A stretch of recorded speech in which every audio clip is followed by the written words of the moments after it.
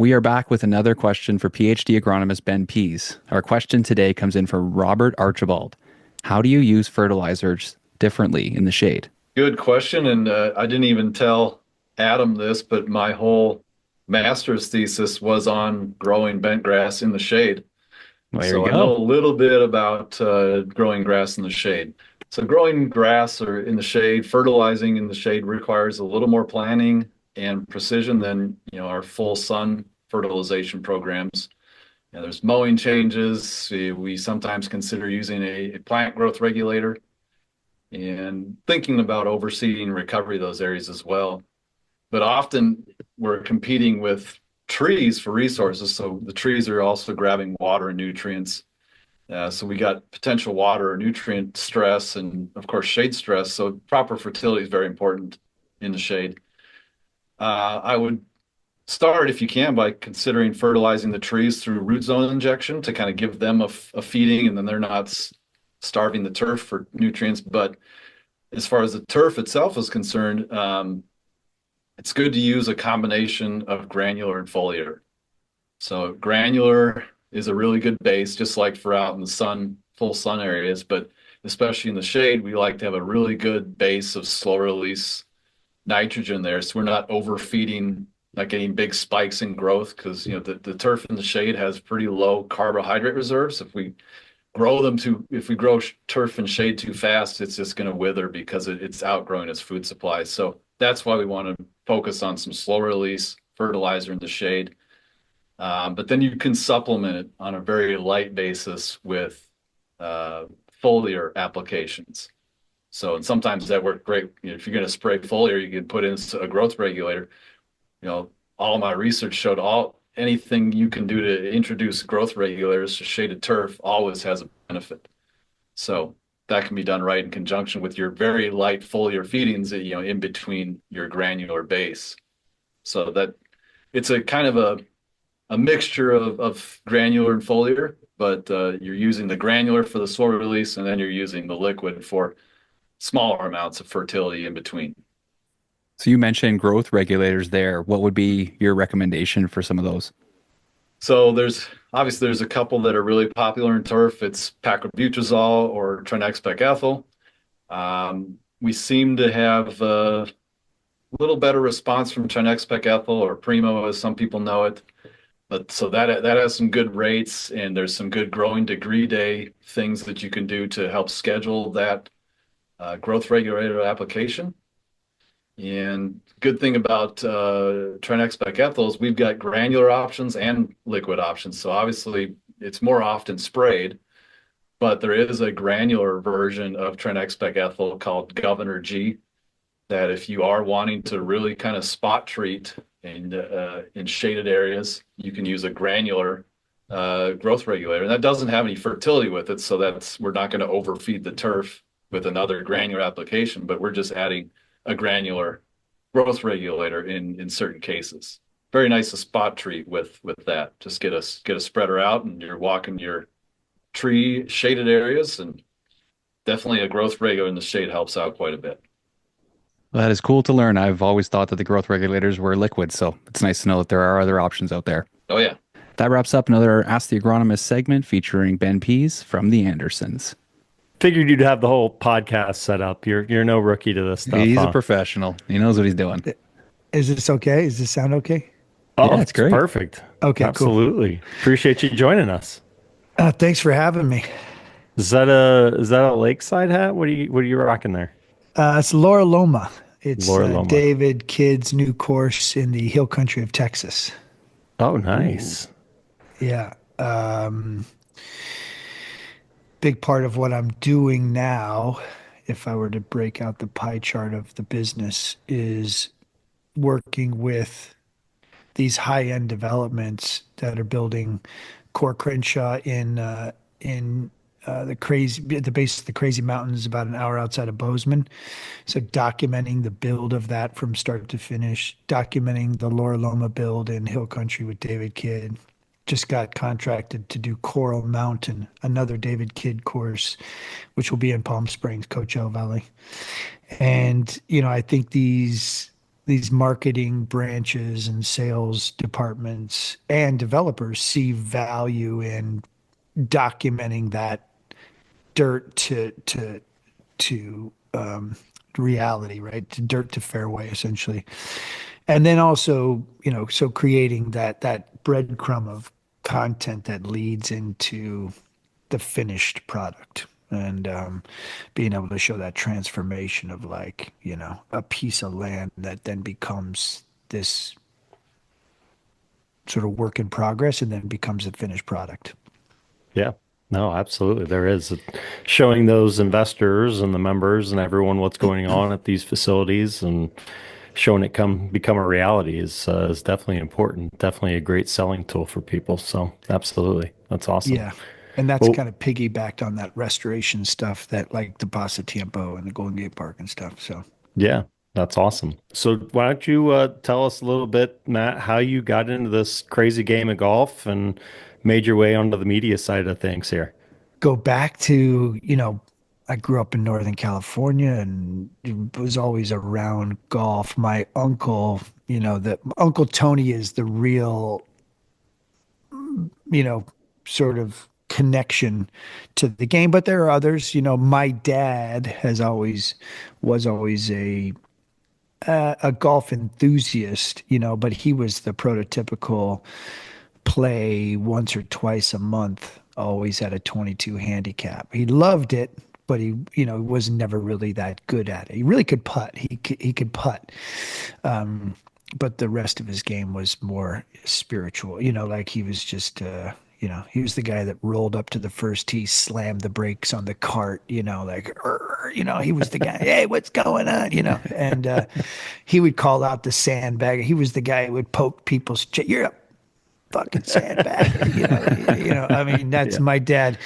Meanwhile, my uncle came from more of the he was a scratch at 18, probably could have played pro, but at that time there wasn't any money. And the kid in my neighborhood that got into it, that got me into it, because you kind of needed that friend that got into it, was a kid by the name of Matt Cohen. My first round was at the Sonoma County Fairgrounds, a little 9-hole short course within the framework of the racetrack, right within the infield of the racetrack. Probably paid, I don't know, 50 cents or a buck to play at that point. And that course is still there. And then, I rode horses and did all the other sports. Golf was just a thing I would do occasionally. It wasn't until senior in high school, I was getting out of horses for a variety of reasons, got into golf.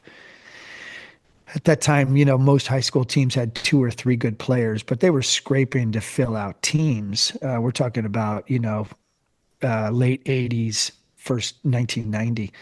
So at that time, my uncle was also willing to sort of cultivate me into the game because I was at an age where he could finally bring me around his buddies. I wasn't just the kid, so. And I worked at golf courses, so that was another thing. As soon as I was able to drive, even before driving, I was parking carts, picking ranges. The maintenance aspect of it became a real love of mine and interest of mine right around senior year of high school and then all through college. So I all summers I started working. The head pro at Oakmont Golf Course in Santa Rosa was a bit of a dick. The superintendent, shockingly, not shockingly to anybody who knows, head pro was a dick, and the superintendent was an amazing human being. You know what I mean? So I gravitated towards working for him, a guy by the name of Mike Clark, who just was the sweetest, most hardworking, kind-souled, selfless, underappreciated, overachieving, classic superintendent. Checked all the boxes. And he brought me under his wing and I loved mowing green. Like I loved mowing grass. I loved striping. I loved all of that. There was just, and again, I've said this many times, if I didn't get into the media side of things, I was going to be a superintendent. I was pathing towards that. And in fact, I moved to New York out of college. I had done a bunch of radio work in college. So my two loves were broadcasting and, you know, maintenance, working in the agronomy crews. That was my parallel path. And it came to that sliding doors moment when I had gotten an internship at Sports Illustrated after carrying cameras for them through college. So college was playing golf, broadcasting, working at home on the summers for Oakmont Golf Course superintendent's crew, maintenance crew. There came a moment in time where I got an internship at Sports Illustrated that ultimately led to a job. While I was interning at SI, I was looking into Penn State's agronomy school. And in fact, Mike Clark at Oakmont was helping me navigate that. So I had the packet of material to fill out, and I got the job at Sports Illustrated. And I was like, I got to go this way, which then led to getting a master's in journalism at Columbia, and then led to Golf Digest, and then writing, and then broadcasting at Golf Channel. But never lost that love or soft spot and appreciation for the agronomists and the superintendents and the maintenance crews and all that goes into that. So,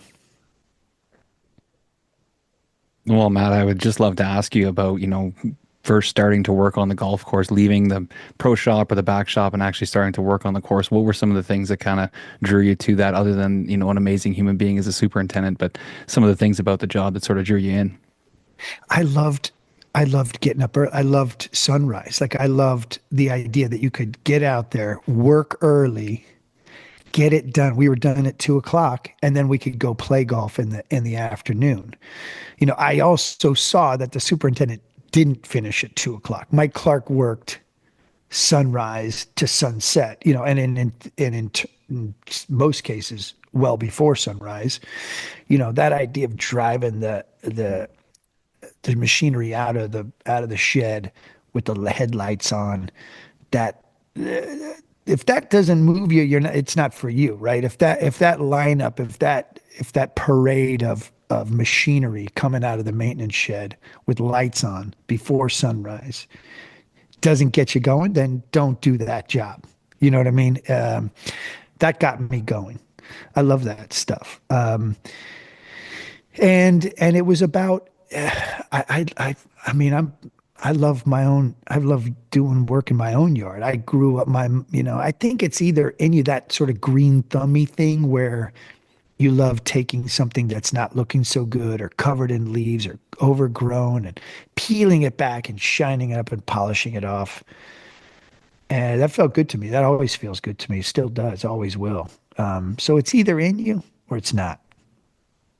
Do you think that that background and having some experience on the maintenance side when you were covering the game of golf, do you think that little bit of knowledge helped you be better at what you were doing from a broadcasting perspective to kind of tell the story of the golf courses and how they're handling a golf course?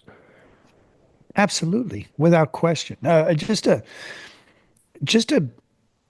it's it's just an enriched education. I say this all the time. People who are in and around the game are either golfers or people who play golf. Big difference, right? Like I say this about people who do TV. You're either, you're people who happen to do TV, or you're a TV person. A TV person is like a cartoon character. They just never, it never turns off for them. But people who do TV are, the Tom Verducci's are like, Bob Costas is like a TV person. He's a cartoon character. Tom Verducci is a person who loves baseball, who does TV. You know what I mean? I think golfers are people who were born in the game, that learned it as a kid, who worked in and around the game as a kid, and just understand and appreciate layers and layers of the language, and the culture and the soul of the game. And then there are people who have just found the game late in life. They learned the swing when they were in their 40s. All good. I'm not disparaging. No, it's just a big difference. It's a fundamental difference. And to come to cover the game or follow the game or talk about the game or do stories about the game or features about the game, even if it wasn't about agronomists or superintendents or the conditioning of the golf course, it always factored because it's at the base of everything. The presentation of the golf course, whether that's me doing travel or assessing the experience, how that venue is presented is massive aspect of the experience itself. And the idea that you don't even mostly see the people who do all that. Yeah. Yeah. it, In the shadows.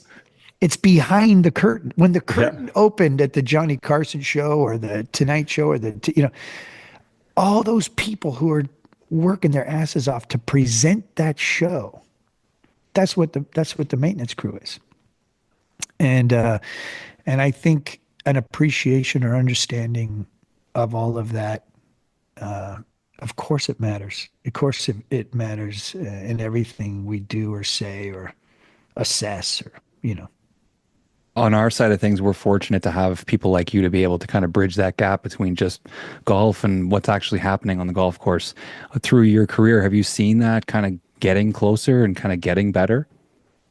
Of course, it had nowhere to go but up, right? I True. mean, Yeah. True. inherently at the core, and we've already sort of talked about at the core of what it is to be a superintendent or be part of the maintenance crew is a selflessness, is a willingness to be not front and center, not get the credit, not pound the chest, not look at me.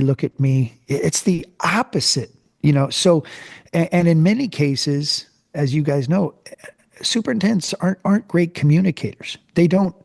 Not only do they not communicate well, they're not extroverts, right? At the core of who you are. It's not to say that it's true in every case, obviously, but in most cases, superintendents are very willing to let the head pro or director of golf or the GM or whatever. And that's why sometimes when superintendents get into those positions, it's not always a great fit. It's almost like the Peter principle. They get elevated into places where they're not actually serving the club in the best way. They're agronomists. They should be focused on the agronomy and the presentation of the venue and let those talkers or marketers or sellers do that. You know what I mean? Because those skill sets don't always, translate into their other aspects of the business. But that being said, I think over time, I think there are a lot of superintendents, and through social media, have found a voice, found a platform to articulate that voice, and I think it's definitely, and I think there's, I hope, I would like to think that if I were to look back on my career and what I've used, what I've done with my platform is to try to shine a light on how or why they matter, why it matters, um, because because I think I was passionate about it then and always will be. You know what I mean? Like I just think that's you know I'm sure we're going to talk about it, but Pasatiempo, Justin Mandan, and Jim Urbina is going to get a lot of the credit, and Earth Sculpture is going to get a lot of credit for the work that was put into that incredible restoration of a top 100 golf course and an Alistair McKenzie course that people can still play. But Justin Mandan, none of that happens without Justin Mandan, who he's just not a guy who's going around beating his chest and saying, look at me, look at me. He's very comfortable and happy being this guy who gets up real early and stays real late and makes it happen. His communication with his membership, the board, the leadership of Pasatiempo was critical to getting that done. And he's going to get a lot of credit. Ultimately, I'm going to make sure of it, but I think a lot of people, so other people will too. But that's a classic case of a guy who is never going to get enough credit for all the things he's done to make sure that that place is not only as good as it is today, but it will be as good as it should be for the next 100 years. A couple things I want to touch on there. First, I want to go back to your statement. I agree 100%. I think a lot of superintendents get into that side of the business because they are not those. They're not the extroverts. They're not out there pumping their own chests. They're not doing that stuff. But do you think there are several ways, or do you think there are other ways that superintendents can better promote themselves and tell stories? You mentioned Twitter, and I know you've probably developed a lot of relationships with superintendents via social media and stuff like that. But what are some of the things that these guys can do or should be doing in order to shine a light on the things that they are accomplishing in order to present these golf courses? Well, if it's not them, right? In many cases, they're so busy. The last Hmm. thing they want to do is take their eye off the ball and start an Instagram handle and start posting every day, or, you know, and it's probably not their interest or strength. Now, if it is, and they can find the time and make it work, hey, do it. Start Yeah. a handle, post regularly, and even if it's only your membership or your clientele, your base clientele that's following, that's all. That's really what matters, right? But my suggestion would be there's probably somebody on your crew who has an interest in not only doing the work, on the course, so to speak, but also telling the story of the work that's being done in and around the course, best practices, communicating with the membership. So if and I think a lot of these young superintendents, as we know, there's a high demand for this, this aspect of the industry. So there are a lot of young first assistants or second assistants or superintendents, for that matter. They may have the bandwidth to do it, but I think in any case with this stuff, it's all about understanding who is your core clientele, who's your follower, and then how can you be consistent in delivering small chunks of quality content that is of interest to them, and just rinse and Yeah. repeat. And if they're not good at communicating face to face, maybe this is a way in which they are better at trying to get the word out and and properly, explain what's being done, why it's being done, why they need a little more of this, whether it's money or resources. I think that can go a long way, right? Any way you can try to get at people, because a lot of times they don't get face to face time with the leadership or the people who matter, the decision makers. So, you know, a lot of people have figured it out. A lot of people utilize the platforms. That's the other thing is the superintendents is such a beautiful network and fraternity or sorority of people who are trying to help each other. So if you look around and you say, oh, not only is my neighboring course doing that really well with the grass or the seed that they're utilizing, or how they, but what about how they're utilizing the social platforms to better communicate? So I love the fact that that superintendents and maintenance crews are so close, cooperative, communicate with each other, support each other. Something happens, big storm hits, a portion of their equipment goes down. The sharing of resources and information and best practices is phenomenal. And I think that's probably already happening as it relates to social media and communication. Yeah, no, absolutely. I mean, it's the one thing every time I talk to young students or anything, make sure you're in control of your story. And that's it. You talked about knowing your audience and all that kind of stuff. Because if we're not telling our own story, or if superintendents aren't telling their own story, then it's whoever's behind the counter in the pro shop, or it's the members, sitting around grabbing a beer after they play around, that they're going to be gossiping and telling the story. So no, it's nice to have those platforms and those tools to be able to do it. But I wanted to also go back. You mentioned the Pasa Tiempo and project, and can't wait for people to see it. It's phenomenal. and I know you're doing a couple other projects. Are there some things, the more you're involved in these renovations and new builds and interacting with these directors of agronomy that are kind of spearheading some of these projects, are you learning new things on a regular basis the more you go out there and potentially seeing the game from a different lens, even though you do have some agronomy background as well?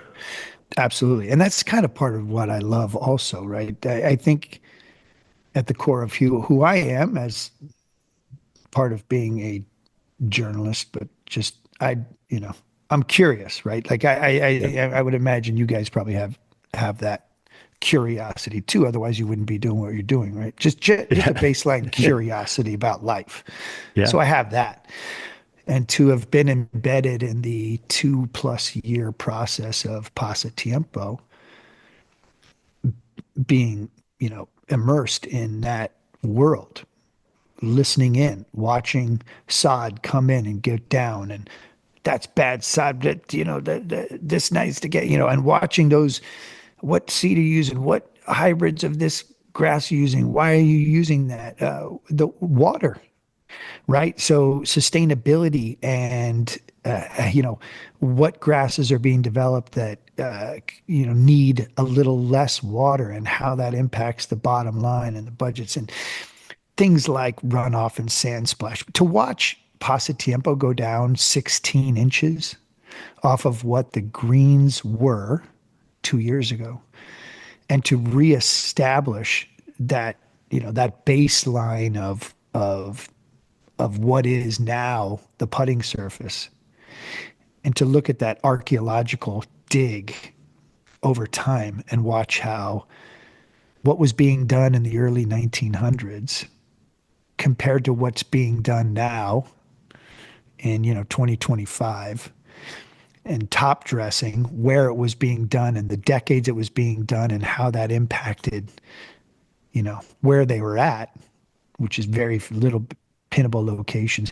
If you think, I had never thought of sand splash and how over time a green side bunker with someone hitting out of a bunker over and over and over and over again, decades and decades, how that will flare up that you don't Yeah. think about Yeah. it. And then Right. they do the plugs, they do the coring down, and they show you, even just looking at the sprinkler heads and seeing how the land is moving up around the sprinkler heads, and you're like, of course that's happening, but you don't think about it. Right. You know, Right. for people to say, "Oh, I can't believe Pasatiempo's touching those Alistair McKinsey greens." Are you shitting me? Those haven't been Alistair McKinsey greens since 1945. I mean, it's not even close. Those have been done and dusted Yep. forever. Yep. Oh, it's crazy. It is a fun education, and I appreciate people like Justin Mandan, sort of being patient and willing to sort of share. Josh Lewis is a guy I work with on Golden Gate Park. He's been Yep. part of the positive. He's a turf guy, right? He's an agronomy Yep. guy. He helps me learn about, and then the architects themselves, the Jay Blasies and the David Kids and some of the people they work with. You learn about all of this stuff, and it's fascinating. I love it. When you talk about a change over time and some of the courses and stuff and seeing some of these renovations, talk about some of the tech that has come a long way and some of the changes you're seeing that guys are using out on the course. Yeah, I mean the drones and the understanding of what needs water and what doesn't, being able to read the moistures of the greens, and of any turf, being able to understand. I remember I did a whole water feature, and at that time, Poppy Hills was implementing the use of sort of more technology, being able to spot water different things. You think about what the way we used to do it, 25 years ago, 30 years ago, it was just like turn sprinklers on X amount of time, just, and then there'd be some, wet spot. Okay, just water that area a little less, but you're chasing it, right? Technology is now you're right on top of it. It's not reactionary. It's proactive a sense of water and fertilizers and different grasses and different air. I mean, it's I and I know nothing about nothing, so I'm not going to try to pretend to tell you guys. But but my sense is it's revolutionary to the bottom line. And unfortunately, what clubs and courses do is they just keep pinching off the bottom line budget of the agronomy itself instead of trying to make it all so much better. They're just moving that over into other aspects of the game, and that's therein lies the rub. Like the good news is we found something that's going to save us a bunch of money. Okay, we're going to take that out of your budget and put it over into some other budget instead of saying, oh, we're going to give you more resources to even make things even look better. That's the good superintendent is the one who finds out that they've got things that are going to help the bottom line, but doesn't actually articulate it up to the leadership to say so they don't lose Find a way that to hide money. it. Yeah, find a way to hide it and move it over and figure out ways to utilize the presentation of the product so that they can stay appreciated and keep their jobs. Yeah. So you're big on storytelling, and I love storytelling as well. You're much more of a professional at it than I am, and Adam and I are. But I just want to know, like, what's so meaningful about storytelling for you? Well, I do, everything I do, I it comes down to three things, inform, inspire, entertain. And informing means to try to help people, be smarter about the world they live in. So, first and foremost, everything I put out, I want to try to make you smarter. Inspire you to go and see or do it for yourself, right? I think there's no greater education than travel, moving around the world we live in. So, if I can inspire you to get up and go see it or do some more research on it, I've got countless numbers of DMs or messages over the years. Because you said this, I did this, and I just want to say thank you because now that changed that means something to me. That now we do it every year. Now we go there every year. Now we've seen, that to me is everything. Those messages that I've received that say that something to that effect is I don't know. I can't put it's not money. I'm not getting paid. They're not they're not sending me a check. But I there would be no value I could put on something like that. That means everything to me. So inform, inspire, and then if I can make you laugh or cry or do both, move you emotionally, make you feel something, why do stand-up comics do what they do? Why do actors and actresses do what they do? Why do musicians do what they do? Why do entertainers? I don't know. Is it because of that front row and that react of the people? Is it the people who go and buy tickets to a movie? I don't know why those people do what they do. I just know that if someone again sends me a message that says, oh wow, that really impacted me, or they donated to something because it's a cause that I'm telling a story about, or I don't know, that matters to me too. So inform, inspire, entertain is at the core of why I love telling stories. I come from a family of storytellers. I would say it's in my DNA. My grandfather was in original Hollywood and part of movie making and story. My uncle Tony was a great storyteller. He could hold a room and captivate an audience and make people, laugh and that's I love that. That's awesome. That's the mission for Superintendent Network is it's everything I will put out is needs to be epic. Educate, promote, inspire, and connect. So There you I go. love you've got those three core elements that you try and do every time. So you're, along with the storytelling, you're a community guy too.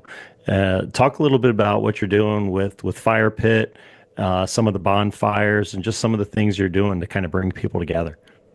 Yeah,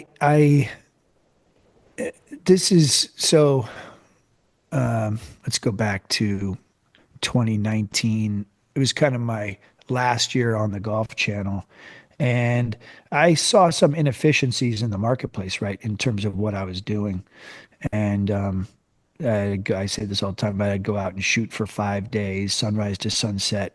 Myself and my crew would work our asses off and come back, and we would present a 5 minute or a 12-minute feature on that destination. We would, I would say we'd kill the cow and we'd only eat the fillet. And it'd be like everything else would go to waste. And that was a bit soul crushing to me. I get it. You got a broadcast, you're putting on a show, there's only so much room for so much content before they got to move on to the next. So it's not linear TV as it was and as it, is. There's guardrails and restrictions, right?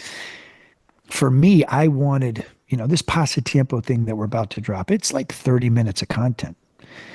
If it was going to go on Golf Channel, they'd want it 3 minutes long, Right. and now, are you going to get the story? Yeah, you're going to get the essence of the story in 3 minutes, but are you going to get the story? No, you're not. So I started my production company in February of 2020 with the idea that I was going to go out and strip away the guardrails, partner with distribution outlets, try to find ways that I could control my content a little more, the presentation of my content. It would be like a superintendent preparing 18 holes every day, but people only play 3 of those holes. How to what point would the superintendent eventually be like, "Ugh, why am I doing these other 15 holes when only people are playing those 3?" I'm sure there's an aspect of Sawgrass where, 16, 17, 18 gets all the eyeballs. But the superintendent's got to be like, "And we ever going to show the first 15 holes? There's some really good golf holes that, you know what I mean?" Like, Yeah.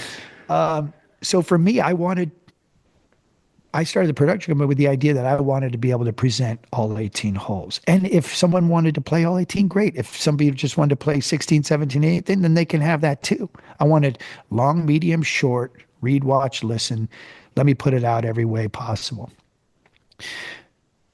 That was February of 2020. March of 2020, COVID hits. So I pivot out of this production company, which was originally called Dawn Patrol Productions. And I had, I'm travel and lifestyle and no one's moving around. All of a sudden I was like, shit, now what? At that time, I started partnering with people like Alan Shipnuck. I got just enough money invested to get it going, not enough to get it all the way, all the ways to see it through. I made a bunch of mistakes along that way, got too big too fast. We dropped the Phil book on Fire Pit Collective, which was the name of the media company, right out of the gates, and that went globally viral. Well, we didn't have a Phil book every 2 weeks. You know what I mean? We had good storytellers and good content creators, and we had a really good team of people. We just probably should have gotten there a little more incrementally. And but I think where I was in my life and my career, and people like where Alan was in his life and his career, we just put the pedal down and we tried to make it, work. And it didn't. And so it took me a long time to peel that all apart and probably put too much into it than I should have at the back end. But I felt like I owed it to the investors, and as of middle of last year, I really pivoted out of the media company and went back to the production company model. So Fire Pit Collective became Fire Pit Productions. And no more overhead, no more employees, only contracted partners with shooters and editors. And and I also realized that the only thing that was really drawing interest in making money was the vertical around documenting courses, builds, restorations. The travel and lifestyle has been coming back online as, 2 years of COVID, people weren't moving around. And then the 2 years after COVID, everybody was moving around. So there Yeah. wasn't any need to try to sell, beds and tea times because those were full. Yep. So it's only just now coming back around. And I think as it relates to Fire Pit Productions, and what I'm doing now and how I'm doing it, and creating events on the back end of those production models. So do the Pasta Tempo restoration, have an event at Pasta Tiempo, bring in Jim Urbina, show the content, have people have a great experience, bring in some sponsors and partners, rinse and repeat on that. Hopefully have an event at Laura Loma, hopefully have an event at Gamble Sands, in July. So things that I'm doing with these destinations or these courses then leads into an event where I bring in the architect and superintendent and we have good conversation. And I've been hosting an Uncle Tony Invitational in honor of my uncle who got me really sort of deep into the game at Bandon Dunes for, upwards of like 15 years.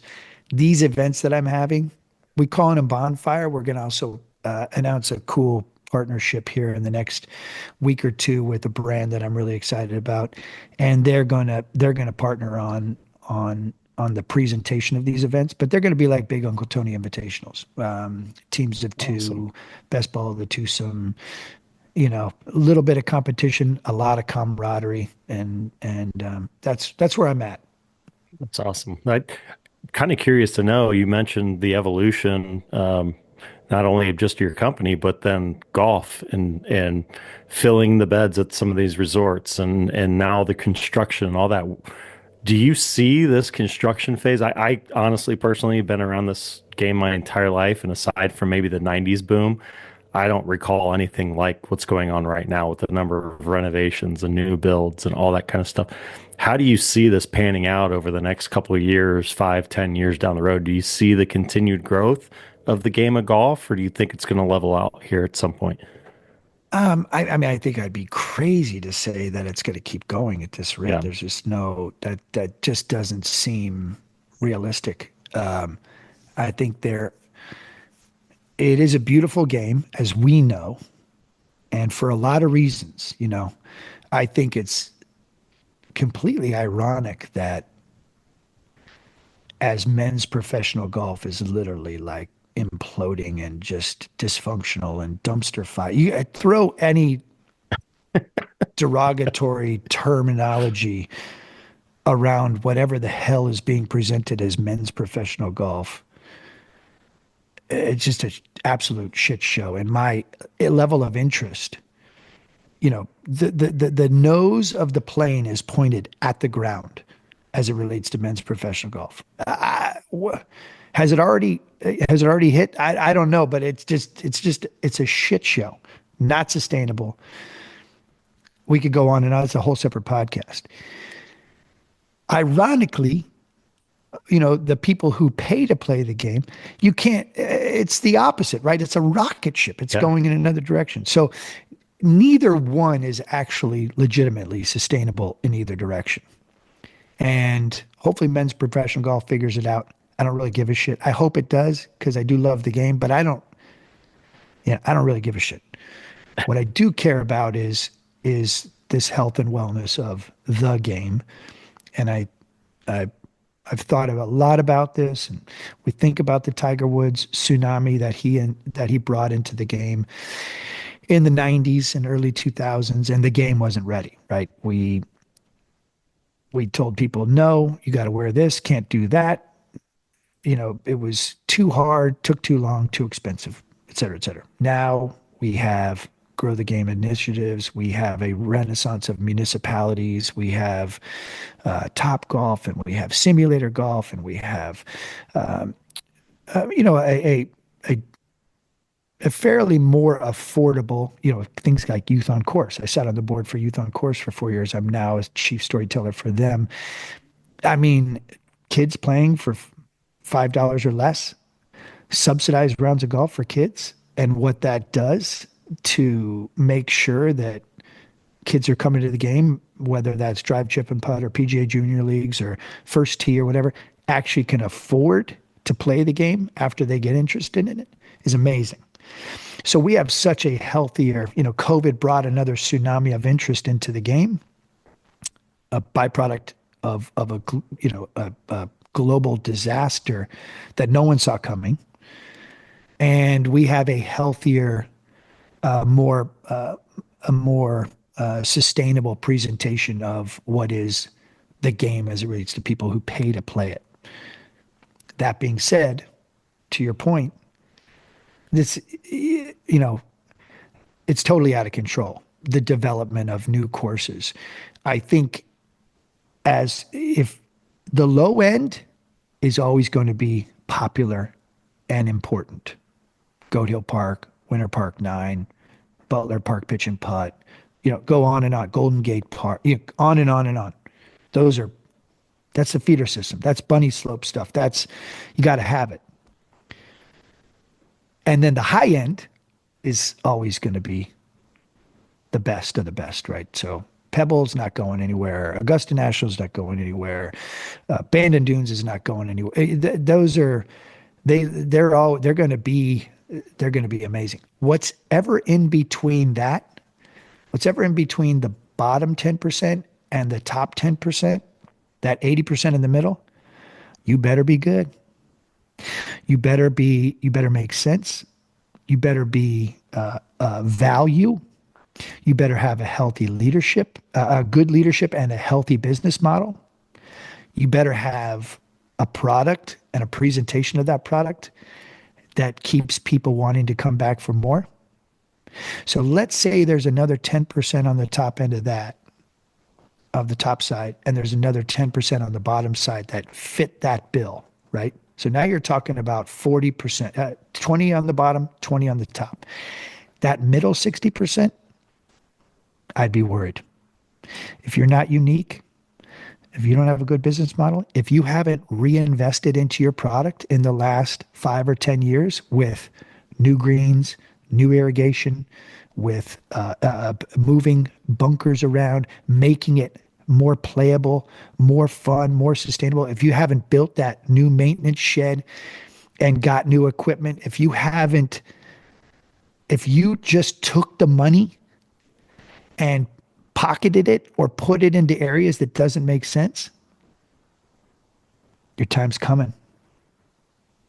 You're going to pay the price. Great perspective. I like it. And then, Adam, it's going to be like, do you have enough to dig your way out of that mess that you've created? Because, it's a buyer's market right now. We have so many places to choose from. We have so many options and opportunities to do it. Like, there's not a day that goes by that Goat Hill Park doesn't get better.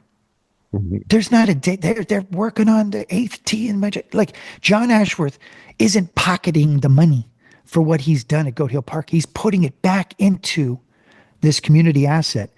And that's why people are flooding to the place. It's packed. He redid the range, built a kids course, added 3 holes, he has done something to every hole every day. And he's not just putting the money into it. You'll see him out there pulling weeds and just doing stuff with the guys. He's got blisters on his hands right now that shows you. If you're not that guy, if you're the asshole going off to Hawaii and taking all the money and more vacations for you, like, okay, but your time's coming. That alarm's going to go off and shit's going to hit the fan because you think this is really realistic at this rate. It's not. So you mentioned Goat Hill. Talk about how you got involved in the project and just your relationship with Goat Hill. I have nothing to do with Goat Hill Park except for John Ashworth is like a brother to me. Okay. I've been covering he called me at one point, I don't know, it's almost 15 years ago now, and said, "Hey man, I'm doing a 100-hole hike on this golf course. It's in trouble. It's on death's doorstep. They're talking about selling it. City of Oceanside might sell it and churn it up and turn it into, I don't know, soccer fields or a stadium of some sort. I don't know. There was a big investor who saw an opportunity. The land was going to be sold by the City of Oceanside. But before they could do that in the bylaws of the city, they had to have a city council meeting, and it had to sort of not be wanting to be a golf course anymore. Like they were going to put it out to the people.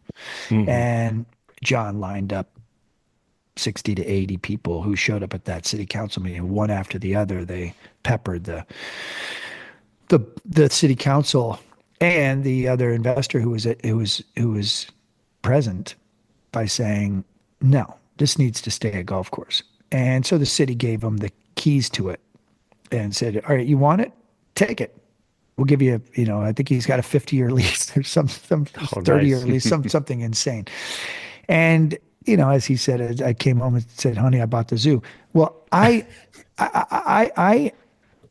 as a Golf Channel guy and friend of John Ashworth, who grew up, idolizing the brand and then got to know the man behind the brand and idolized him as a human being. And this just, he's, I don't know how to explain him. There's an angelic kind of spiritual sense about him. He's not in it for him. He's in it for the greater good of the community.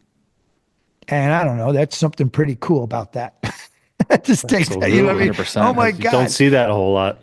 Wow. If anybody was in men's professional golf, actually gave a shit about what it looks like 30 years from now, as opposed to 3 days from now, it might have a chance of solving the problem, right? If someone's actually in it for the greater good, that's pretty cool.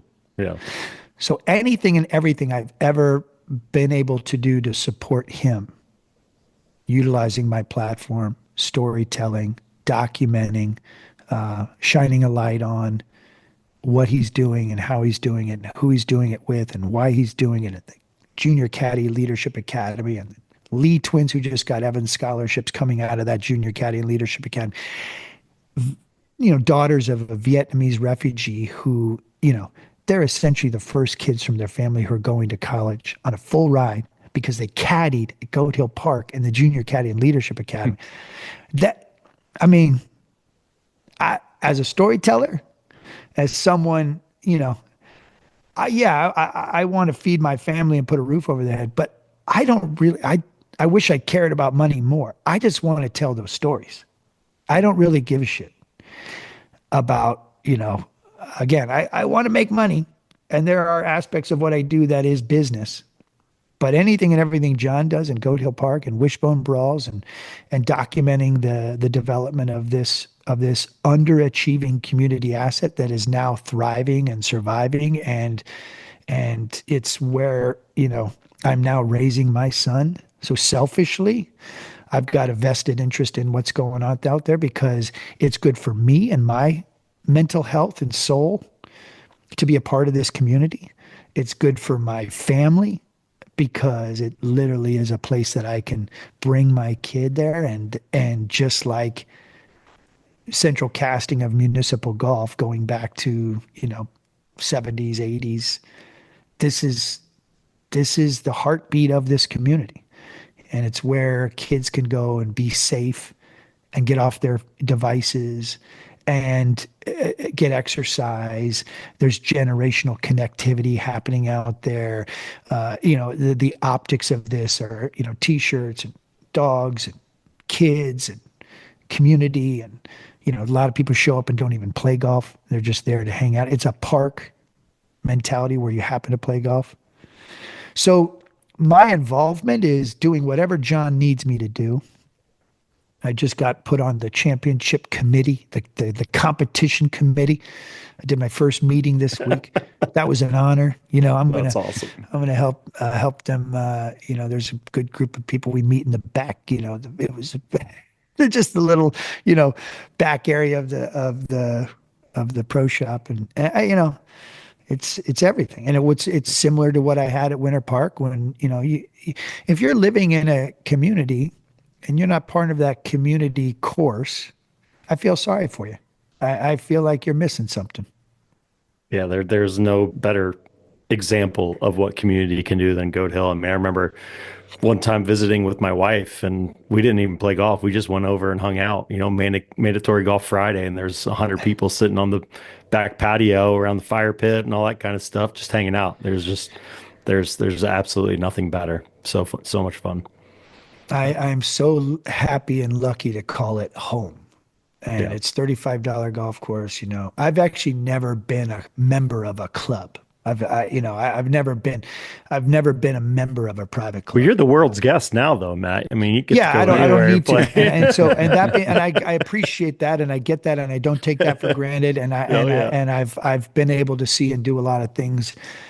But if you took Goat Hill Park and then Winter Park 9 out of my life prior to that, or Oakmont Golf Course as a kid out of my life, Bennett Valley Golf Course, or Bethpage for that matter. Back in Bethpage before Bethpage became really what it was, and when I was living in New York, I'd go to Bethpage a lot.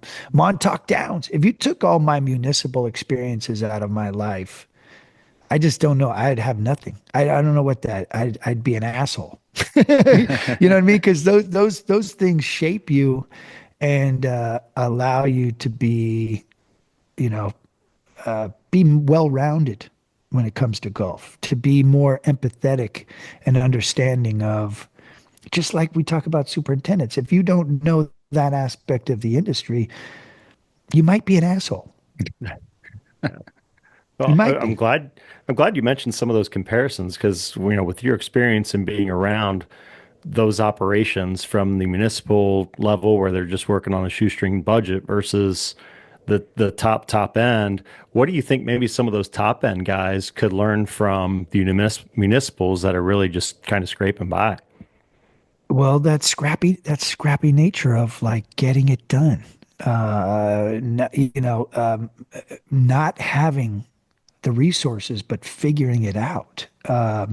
Figuring out what needs to be watered, what needs to be mowed, what's critical to the presentation before you start getting the backlash of like, oh my God, if you go to Goat Hill Park, the greens are tight.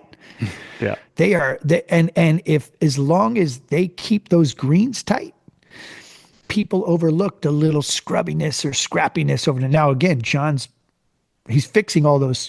He can't help himself. He fixes all the one at a time. He's going slowly but surely. And then, taking the time and having patience to do projects one piece at a time instead of, "Oh, I need to do it all at once. I need to do going one hole at a time, going one tee at a time, going one, fairway at a time, or going one cart path at a time.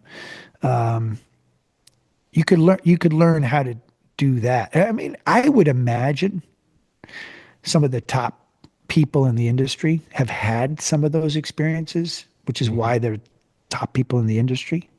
I don't know. But just being able to, look at what Justin Manning had to do to get where he is now. He had to figure out water. They had no water. That golf course was borderline death. Very famously got published in Golf Digest, and it was like, oh my God, talking about a top 100 course, Allison McKenzie. Talking about death's doorstep. They didn't have water. And Scott Hoyt, the general manager at the time, and Justin Manning, eventually did a deal with Scotts Valley. And meanwhile, he was digging and trying to find another, diversify the portfolio of their water sources. But that was critical. You don't think he doesn't think about that time every day? Now, having just come off a 2-year restoration of the greens and having the place look like what it is now, I mean, that's going to affect him forever.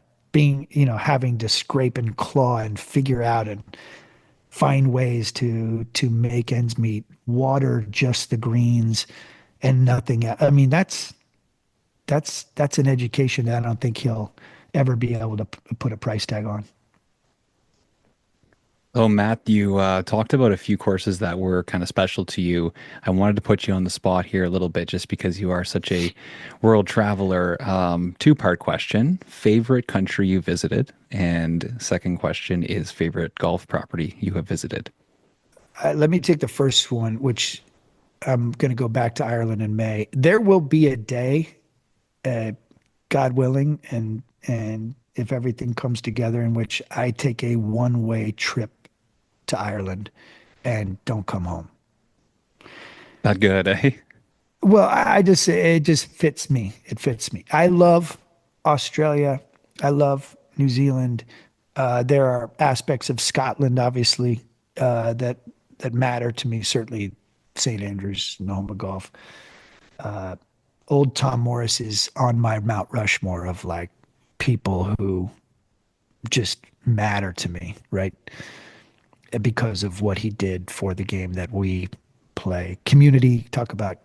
I call John Ashworth old John Morris. You know, what I mean, he's he's in that, Bill Coore, Mike Kaiser. That's probably my Mount Rushmore of people who have impacted my life watching them and everything. So Ireland to me is where I just, I have my roots there. My great great grandfather is from County Clare. I found the old home that he used to farm. So he was a farmer, I feel like that's where I get my agronomy in me. That's in the DNA, is from my Irish side. Old Michael Boland actually farmed a piece of land, and I saw his old home. And that's probably about 300 yards from Trump Doonbeg. So Trump would technically be my neighbor. No way.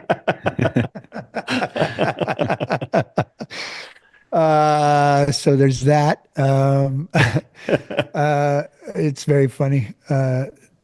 Anyway, and then, but I love the Irish. I love the culture. I love the crack. They call it. I love everything about Ireland and the Irish, and the Lahinches and the art glasses up in Northern Ireland, and Waterville is really matters to me. There's the Bandon Golf Club. Well, I'll see in May. Is actually the guy Lord Bennett who developed who he founded the town of Bandon in Oregon and called it Bandon after where he was from in Ireland. So the Bandon Golf Club exists. The town of I didn't Bandon know in that. Ireland exists, and that's how in the late 1800s, Lord Bennett came over and established the town of Bandon, which led to obviously Bandon Dunes, me naming my son Bandon. I've Yeah. brought my son at the age of 2 back to the Bandon Golf Club and traced those roots. There's a whole nother story there that I Wow. haven't told yet, but That's that's cool. that's a cool story. So there's all that, right? That's the connection. Ireland matters. What was the second question? Golf course, favorite golf course you visited or something like that. I know it's Yeah, tough. It's kind of putting you on the spot, right? Which with what you no, do, but no. The secretariat to me of all of this is the old course, and that has a lot to do with Old Tom, that town, the history.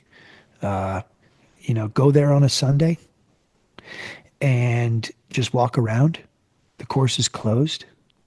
Talk about a park where they happen to play golf. You know, uh, there's kids on bikes riding down the middle of the 18th fairway. There's dogs shitting all over where they're going to play golf the next day. I mean, it's a massive park. Old Tom believed in golf for all. He developed, you know, the championship aspect of the game. He was an agronomist. He was a club maker. He was an architect. So he was the four pillars of the game in one man. Lived to his 80s, outlived all of his kids. His great great granddaughter still lives in the flat overlooking the 18th green. She still works on a little patch of grass that is in the middle of the little garden area, where she has 100 varietals just in this little garden that's probably, I don't know, 5,000 square feet, 4,000 square feet, maybe less, probably. Wow. No, less. I mean, it's tiny. She still goes over and gets some sand from the beach and top dresses this little plot of grass. And as the story's been told to me, and I'm sure you've heard it, but top dressing we get from old Tom Morris because some guy in a wheelbarrow dumped over some sand that they got off the beach. And, they realized that patch of grass where they dumped the sand, probably making a bunker or something, ended up growing better than the grass around it. So they're like, well, let's put this fucking sand all over the place. And that's how we have top dressing to this day, is the minerals and stuff of putting the sand. You know what I mean? Like, Yeah, so by a big whoopsie. yeah. by a big whoopsie. Yeah. But it's the old Tom going, hey, this is good. Let's do more of this. Yeah. And his I think he's one of 9 superintendents that have ever roamed, that have managed that land. So the old course to me, going out, leaving that town, and then coming back and finding your way, and then just the general architecture of that golf course and how it used to go backwards and now they play for like, and the double greens and the drivable fours, and the Tom Weiskopf very famously went to the old course and fell in love with reachable par fours and had one on every one of his designs. I love Tom Weiskopf designs. Of all the Oh yeah. players who have become architects, it's Tom Weiskopf and Ben Crenshaw, obviously in partnership with Bill Coore. I love those guys and their work. And it doesn't always translate, right? Good players don't always build good golf courses, but I think that the impact of Old Tom and the old course puts it in a category that can't be touched, and that's why for me that's number one. Do you think if we had more of the mentality and the accessibility of some of our prime golf courses here in the States? I mean, probably a stupid question, but do you think that would help us grow the game if, like we do the European style or the British style, where these top clubs are accessible by the public? I mean, could you imagine someone having the ability to go play Augusta or Oakmont or whatever it may be? Do you think that would help us grow the game here in the States? Or is that even necessary? I It boggles my mind that more clubs don't supplement their business models with outside play. I know it happens. In some cases, it's happening without us knowing about it. There are a lot of clubs you can join in which you then get access to some of these clubs. Sure. It's shot, Pasatiempo is a great model, right? They have shareholders that are essentially the members, and then they have outside play. Pasatiempo's model is very similar to the European UK model of clubs. And Lahinch would be almost very similar, in a way. Pasatiempo. I know Lahinch, you have a membership, they got a bunch of members, but then you have X amount of outside play, Waterville. All those clubs are something similar. I think the ship has kind of sailed here, like on that fantasy that's, I think in some cases, we're talking about that middle 60%. Hmm. So let's take that middle 60% and divide it in half and say 30% of that is private. Of that 30% that are going to be stressed and pressurized to make moves, one of the things that happened before, and it will happen again, is the deprivatization of some of those failing business models to either go public or to have a hybrid model. That's going to happen by laws of economics. Sure. So I think there's no like definitive answer. Would it help if people had more access to Cypress Point? It doesn't matter. It's not going to happen. Yeah. It just have more access to Augusta National. It just doesn't matter. It's not going to happen.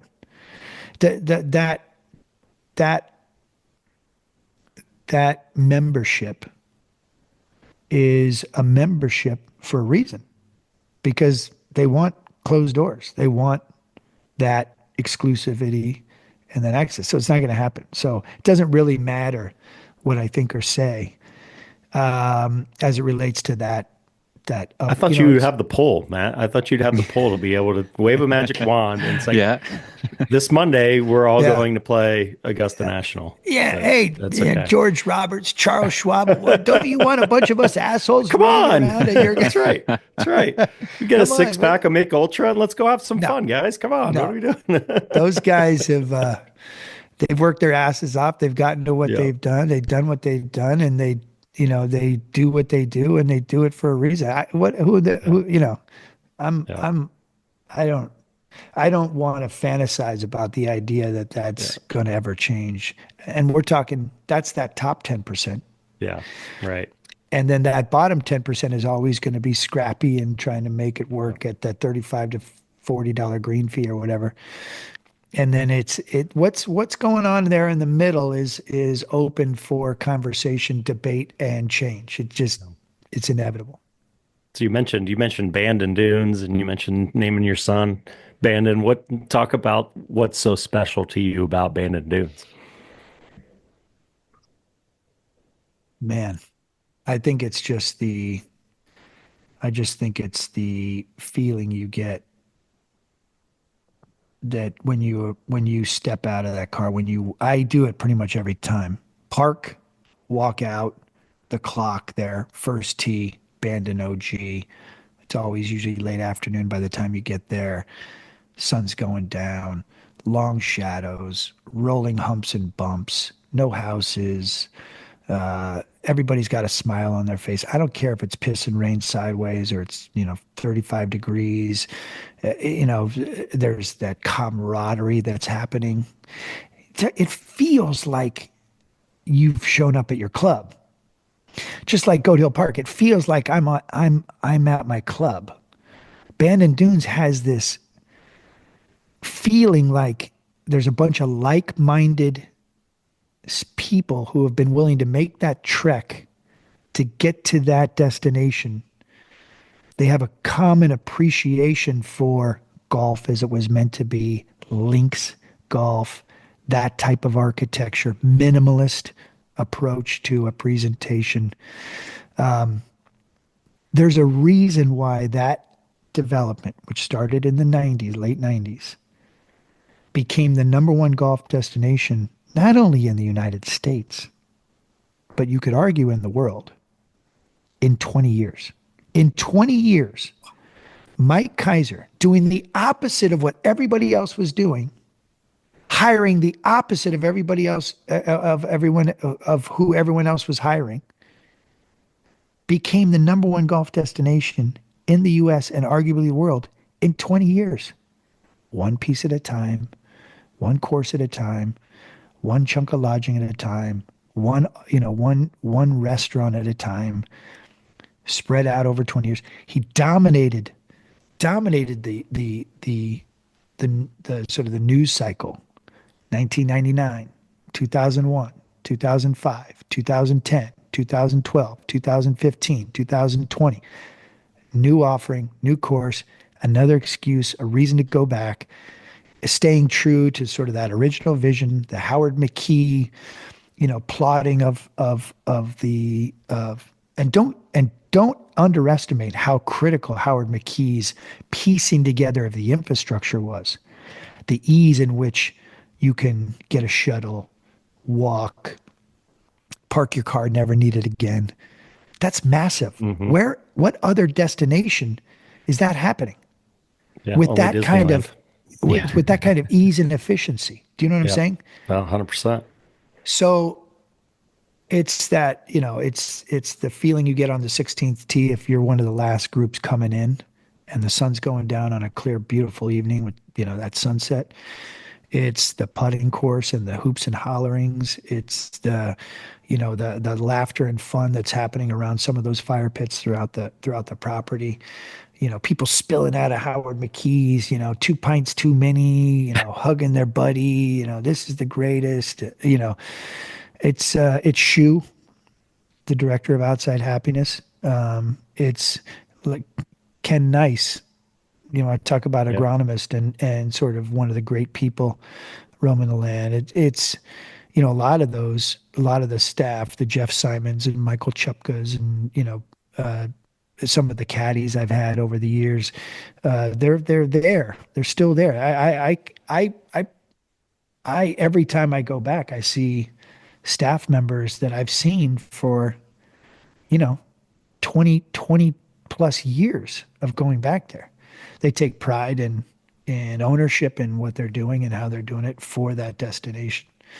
It's a lot of that. It's the memories that are now compounding on top of, year after year. over time and the experiences and the reflections I have of being out there with my uncle. It was his favorite place. He could drive there from Northern California. We drove there early on, watching the development of it. It's those walks to the labyrinth, and reflecting on life and the memories and the moments in that trip, but also the trips that have happened before it. It's all of it. I'm sold. I need to go visit Bandon. Something it's on I the was just list, saying, I and just got holy goosebumps too. smokes. I'm like thinking about texting my buddies right now. It's it is poetry, honestly, if you really start. Mike Kaiser is he's he's the man. Old Tom was the man. John Ashworth is the man. Bill Coore is the man. Ben Crenshaw is the man. I've really loved my time with the Jim Urbinas and the David Kidds and the Justin Mandens and the I got there's so many good people roaming around this game, and I can't imagine people who don't have a foot in this pool of golf, right? Like I can't imagine what life's like without the game to get us through the down times and the bad times, but also be there and cultivate the best of times because it's done. That's what it's done for me, and I'm grateful. I even having conversations like this with people like yourselves. It's fun. It's enriching. It's connective tissue. You know it's cool. It's everything that's good. It's Yeah. awesome. Well, we want to be aware of your time here, and we're going a little long, but just wanted to kind of leave it open to you. If there's anything else you want to talk about, anything you need to plug or want to plug, or floor is yours. It's your episode here. No, I thank you. I enjoyed the conversation. I love that you guys love the game like I love the game, and that we have mutual respect for the soul of the game and the aspect of what goes into presenting that experience. So thank you for having me. We do have this docu-series on Pasatiempo coming out that will lead into the Western Intercollegiate that Pasatiempo hosts. That I think is a really cool look at a restoration of a golf course, a meaningful golf course, for a lot of reasons, through the lens of that 16th green, which is a diabolical, multi-tiered green that separates itself from almost every green in golf. And we watch how they transform that in a couple months. So that will be coming out. I had the Fire Pit podcast for a long time. I wasn't able to really figure out a business model around podcasting that I love it. I want to get back to it at some point. But that's on a hiatus right now while I do these sort of in the dirt documentation of Laura Loma, Crazy Mountain Ranch in Montana, and Coral Mountain just came on board as a client, which will be happening in Palm Springs. That's actually Michael Schwab and Graham Culp and these guys, the Merriweather team of people who are putting that together. I'm going to look forward to telling that story. We've already been there once and gotten sort of that first look at what's going on. And then it's ongoing work with things like Youth on Course and telling stories for them. Tish Allen and Roger Steele are two of their ambassadors, and I love working with people like that who are in it for the greater good. Yep. Adam Hike is the 42-year-old CEO of Youth on Course. He started there as employee number one as an intern at the age of 21. So he has now given half Wow. of his life to trying to make sure golf is affordable for kids. That's So, I amazing. mean, how cool is that, right? I can't wait to do a feature on that. Bruce Baker and the Morton family and some of the other people who are sort of the visionaries behind this. I'm telling that story about how it all came about and why it came about and who's responsible. So this is the kind of stuff that I love to do. That's All of fantastic. that all of that can be found at thefirepitproductions.com. We have a website, we have social media channels, but I'm less interested in sort of that day-to-day posting. I'm not a media company anymore. I am a production company. I Yeah. am working with brands to help tell their stories. I am working with destination. I'm going to Ireland in May for Tourism Ireland and creating some stories around family golf travel. So I still working with Golf Channel. I was on telling a sustainability story about how WM is actually taking our trash and converting into renewable natural gas. I had no idea. That's another one of those holy shit moments. Like, wow, that's really cool. Our trash goes to landfill. They suck the gas out of that landfill and create renewable natural gas. Cool. It's Didn't know. crazy. Yeah, yeah, yeah. If you need a fourth for that Ireland trip or something, just hit me up. You got my number now. So Well, so my sounds goal is great. to have the goal is to have a bonfire event in Ireland in 2026. So be Perfect. looking for Nice. that. Be looking for Perfect. that sign up. Yeah, Well, yeah. I got the email for the Gamble Sands one. That one looks pretty fun in July. So I'm gonna have to see if I can July. work that into the schedule. Yeah, I'd love to have you, I'll give you the friends and family rate. So Yeah, Oh, perfect. there you I, go. Perfect. I got you covered. But we're going to play multiple rounds on the original course, the Yeah. Gamble Sands course. Scarecrow is the newest one that Nick Shannon and David Kidd built, and it's going to be epic. If you haven't Awesome. been to Gamble Sands, mind-boggling. By the way, No. Columbia River, it's uh, spectacular. They got a short course, which is fun. They got a putting course, which is epic. And we're going to have short course, putting course, 3 rounds on the big courses. We're going to have a really good gift bag. Lodging is awesome. Food is great. Setting is epic. It's very Bandon-esque in which you're not seeing houses.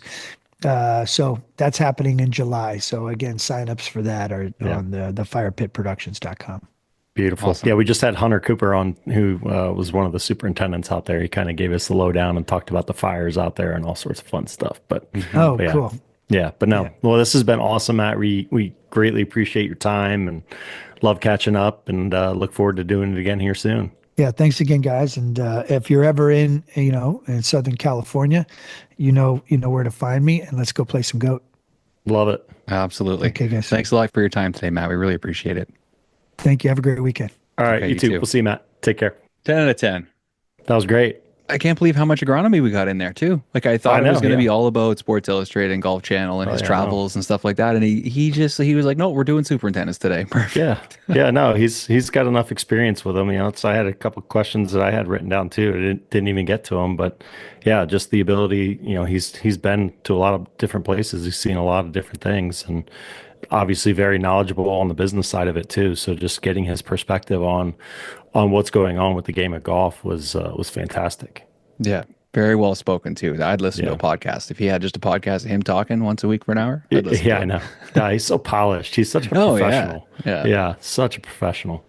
But yeah, he sent me the Pasatiempo piece a couple weeks ago, as he was talking about some distribution, and I watched it all. It's good. It's Yeah. very interesting. Yeah, just the 16th green up at Pasatiempo, just watching that video series, like it's unbelievable. It's got like 4 different tiers. It's freaking Jeez. massive. Yeah, it's Sounds nuts. daunting. It's nuts. It's a green that if you built it today, guys would like, what on earth is this? Yeah. But I'm not joining it's that just- course. You it's so see good. that green? Yeah. Yeah, it's nuts. It's really cool. Really cool. But no, that was so Killed good. it. Killed Yeah. it. A guy we could definitely have back on at some point. Oh my gosh, yeah, I could have gone, again. Like all of a sudden, I looked up and it's like 3:10. I'm like, oh, hey, so Yeah. sorry. All right, dude. Well, I'll get on this and just keep me posted on what you hear from those guys. Okay. Sounds good, buddy. All Good right. job today. All right, man. Be good. Yeah, good job. Okay. See have a ya. good one.